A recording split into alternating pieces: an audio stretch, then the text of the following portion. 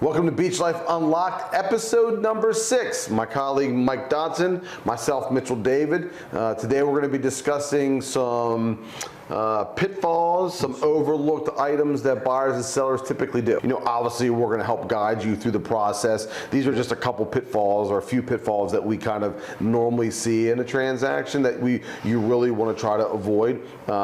Sellers are going to be in the same situation. Yeah, I think there's a lot of overlap with buyers and sellers that people don't realize, and it has a lot to do with price, right?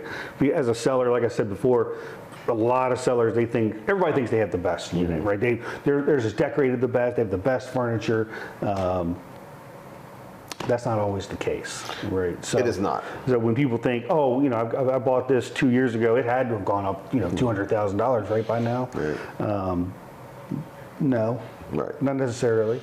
I mean, unless you really did a complete overhaul, Correct. Where you go and gut it and make everything top end.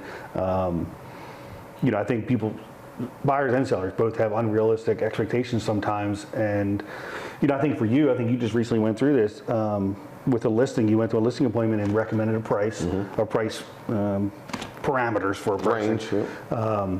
And the seller ended up speaking with another agent who said, oh, you could get more than that. And do you know what property I'm talking about? No. It's still sitting on the market. I won't go into details because it's still on the market. Is it still on the market? It's still on the market. It's going on, I believe, 100 and some days now on the market because they're overpriced. Right. Had they, excuse me, listened to you, they'd probably be planning their next vacation with the money that they made. Yeah, I try not to look back.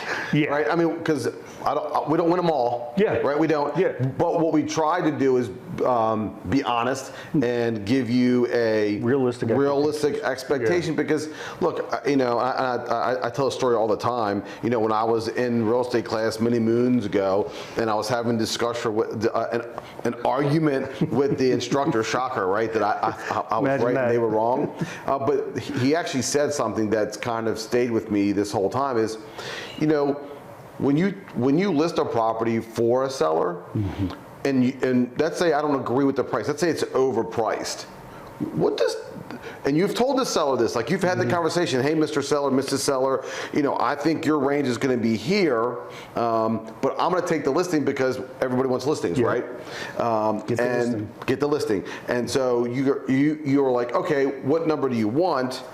The teacher was like, well, you actually just lied to your client, right? You're doing them a disservice. I kind of agree. You're doing them and yourself a disservice. Right. Nobody wants to take a listing, right? It costs money to get a listing. Yeah, but here's the thing though, and this is what I didn't get, and this is what I was going to pose to you, is the teacher said, when you give them that number, or you put the number in writing, what's their expectation? The expectation is that number. That number. Yeah. And so now you're advertising what you think it's worth, and so they believe in you to get that done, even though you didn't come up with that number.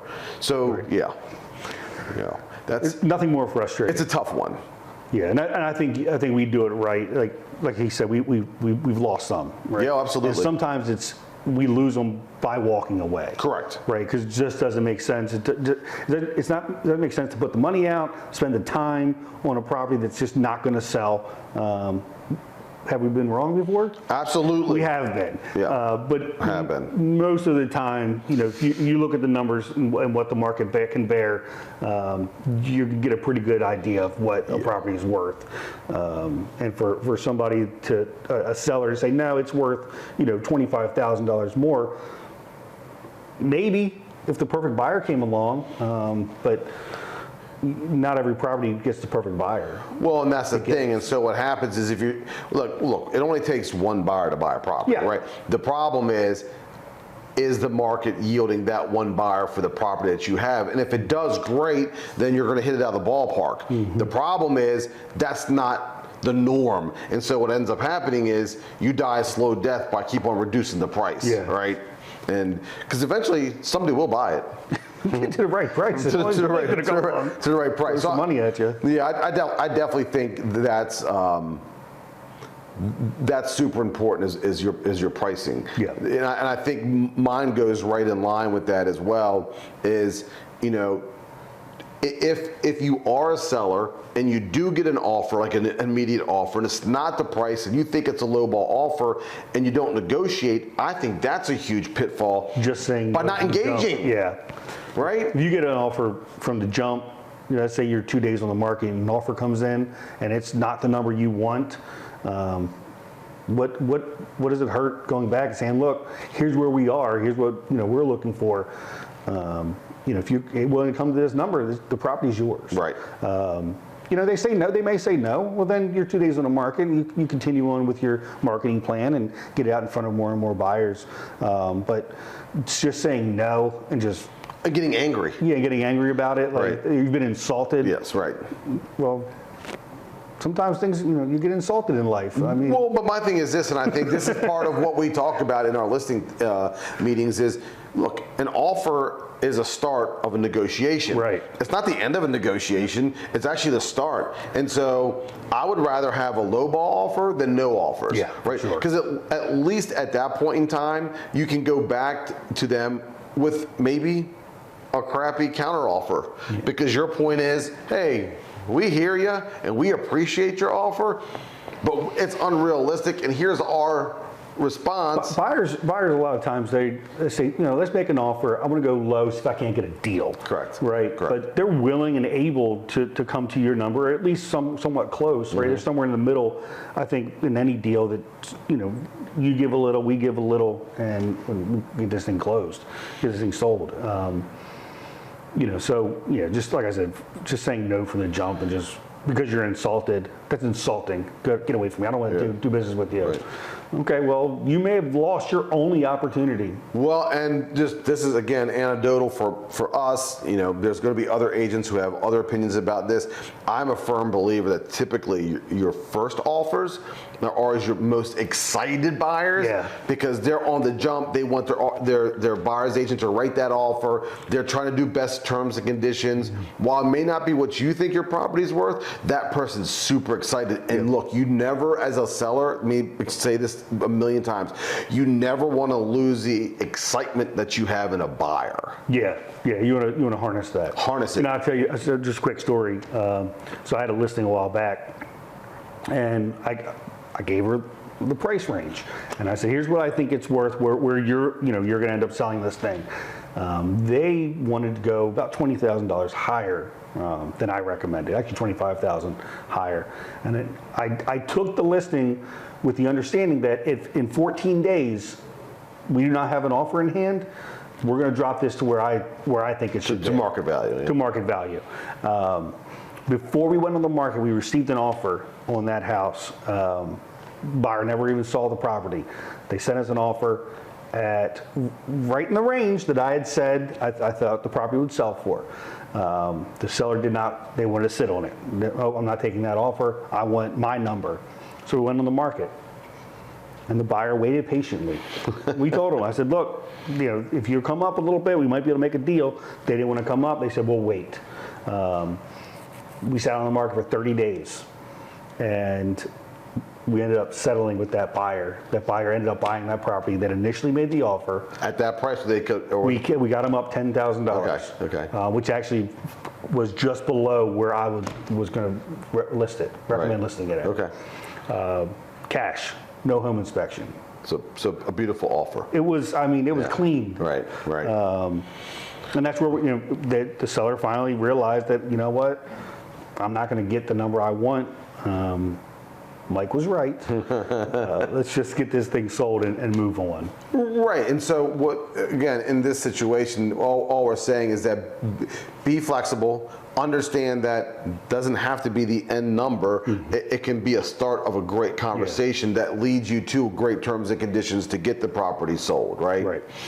So that's a good point. What's your next one? So I think,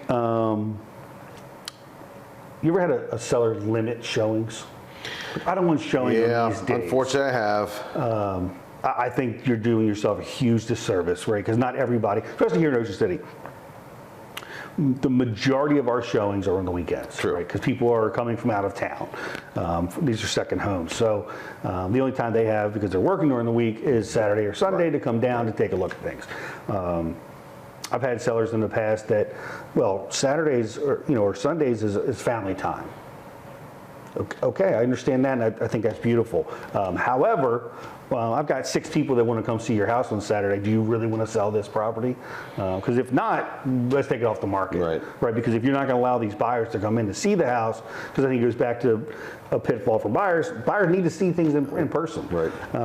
And so, if we're limiting days and times when people can come by and see the property, you very well may lose the best offer, the best deal possible. Yeah, I agree. The more hurdles you have to see a property, the more issues you're going to have in selling your home. And again, there's always an exception. Look, we understand that. In general, though, if you're limiting access to your property, you're limiting the buyers to your property. Yeah, you need to be flexible. Got to be flexible. I mean, the good part about Ocean City is a lot of these are second homes, so people aren't here all the time, and so we are able to get buyers in. But when you come across a seller that's not allowing, correct, certain times or days, they're the ones that are going to sit on the market for the most part, most likely going to sit on the market for longer. Right, and the big issue we have here is not that the owners are here, but it's rented. Yeah, right. Yeah, that's the other thing. So what we'll say is, if you're in a market that's a primary and you're the seller or you're the agent and you just aren't flexible getting out because of kids or animals or whatever else, here for us it's just rented. Yeah, right. That's a good point. And so sometimes it's just better to wait, or because most agents understand that window on Saturdays from 11 to 2 are going to be we're all going to be jammed. We're lined up. We're going to be lined up showing the properties. Yeah. So I agree 1,000% with Mike on that ease of access. And so another big one for me is it's twofold. Is if you're listing your property, you never get a second chance to make a first impression, right? So like neglecting repairs. Like, I know it sounds silly and it's small, but like torn screens or stains on your carpet or bad paint jobs. Or not painting at all. Or not painting at all. It's been years since the place has been painted. I mean, a fresh coat of paint can do wonders. It's amazing. And I equate this, here's my analogy. If you go into a restaurant and you sit down, it's a beautiful restaurant, right? Kind of like you see the property online and you're super excited, and this is a restaurant, you're super excited, you walk in and you get a crappy appetizer.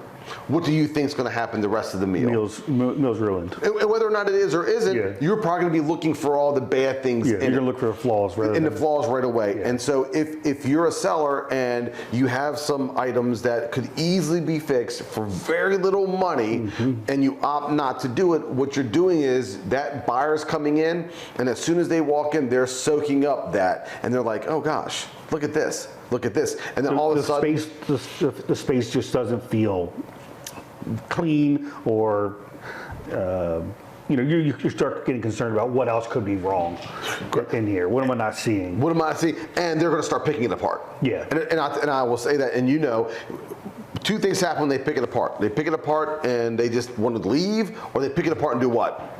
Lowball offer. Yeah, they might get an offer, they're not coming in anywhere near your number. Anywhere near your number. Now that would go back to me as to seller is, hey, it starts a negotiation, so don't be upset. Don't take it personal, right? Right. But I think those things can be avoided.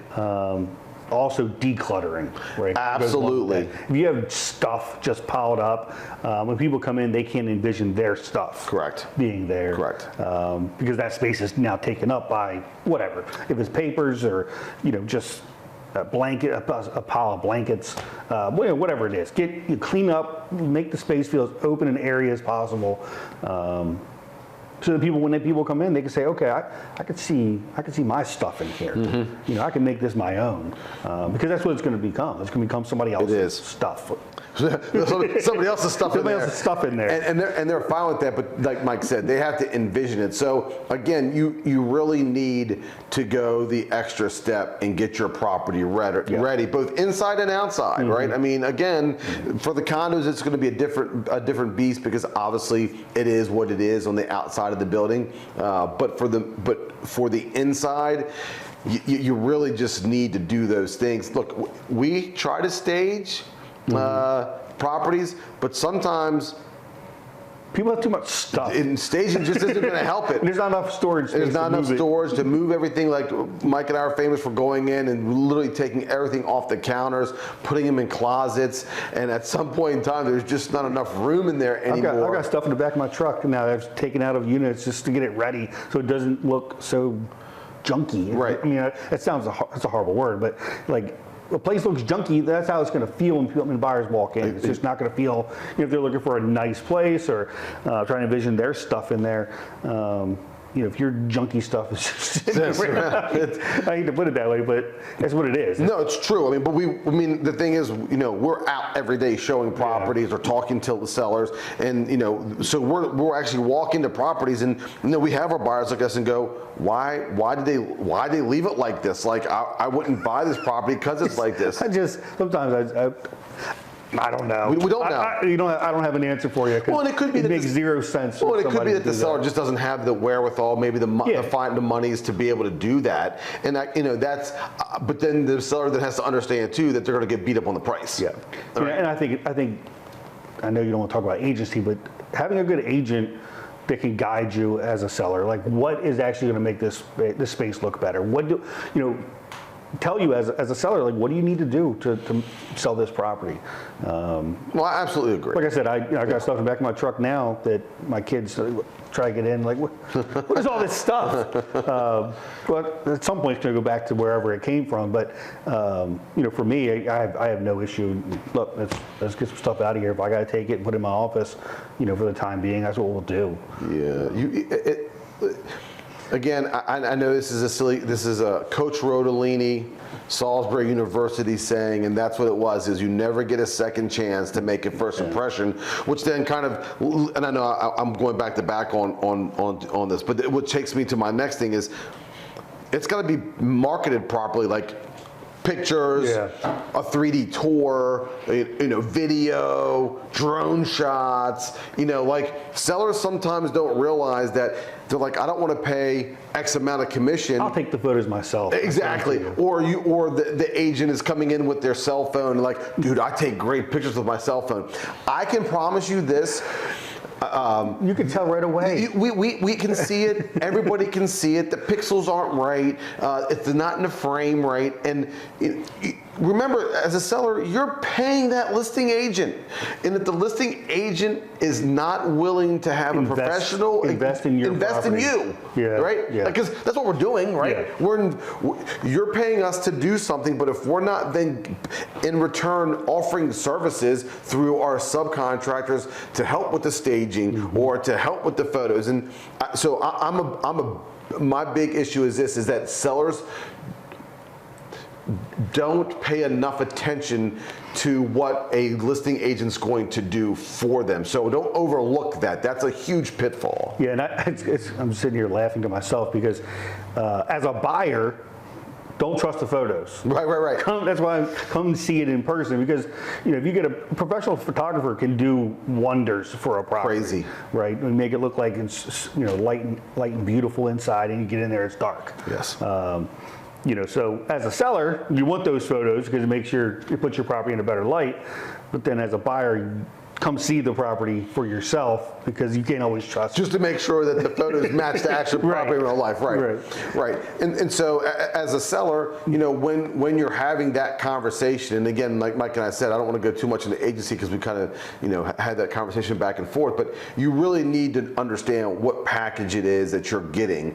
And I know the cliches are a dime a dozen, but you really do get what you pay for in most instances, and you should know what that is. And so please don't overlook how your property is being marketed and the professionalism of the marketing.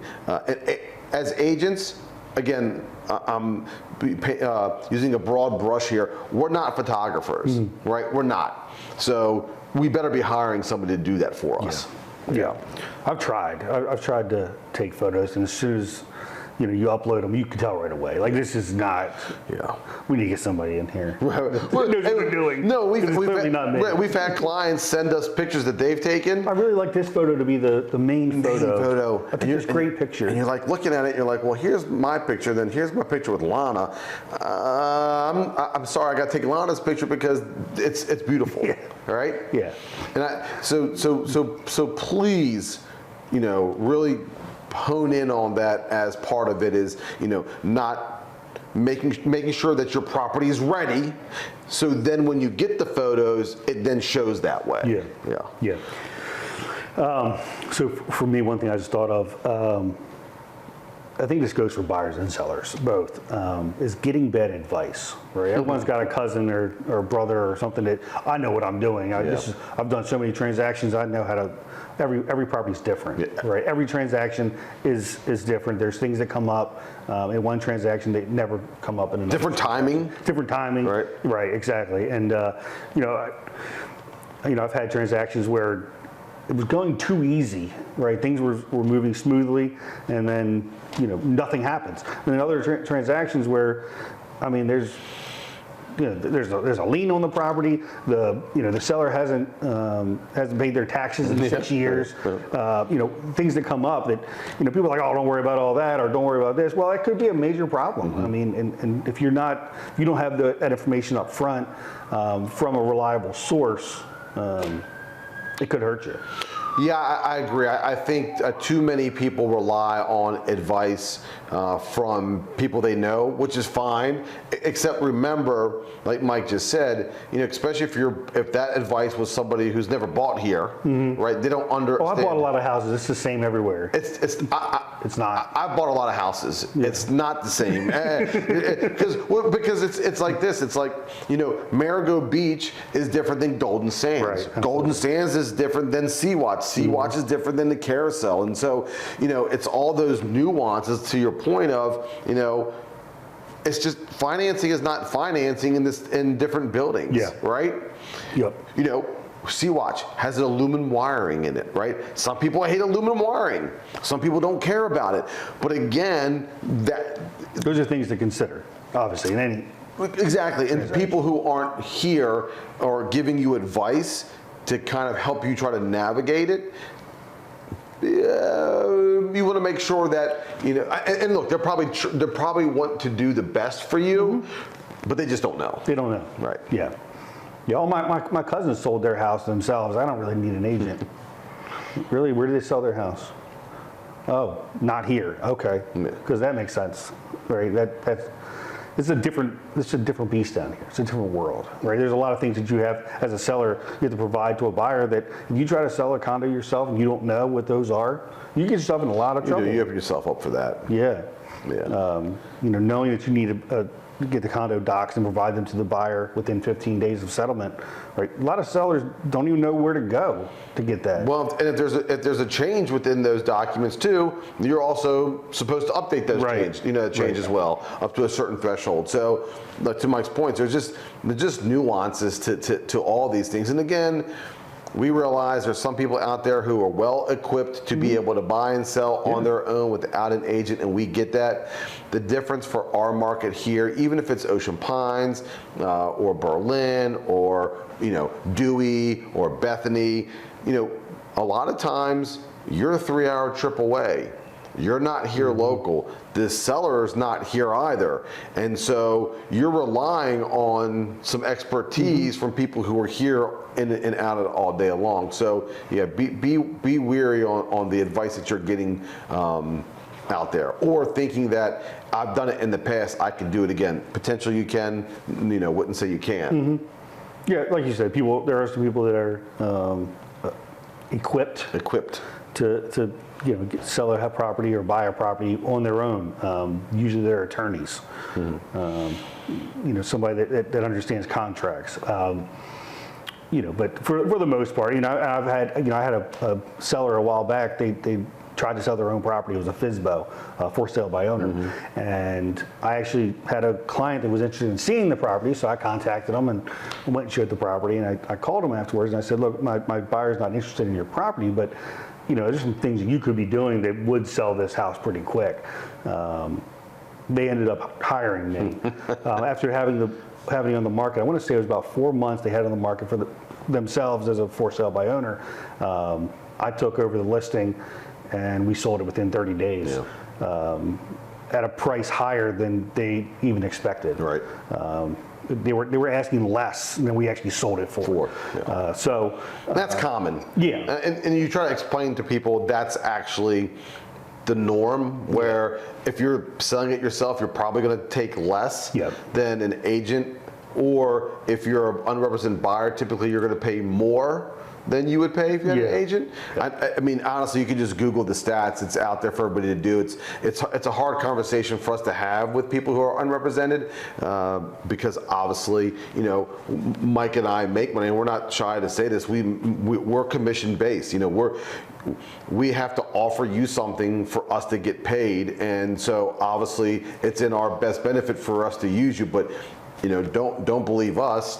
You look it up. And that's another thing I think people don't do, buyers and sellers, is do your research. Research your market.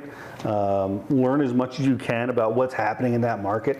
The easiest way to do that is to contact an agent, right? A local agent in that market that knows what they're doing, knows their numbers, and knows how to market your property properly. Don't skip. I'll just hire somebody that can handle it. Well, do you know if that person's capable? Which goes back to our conversation last time was what?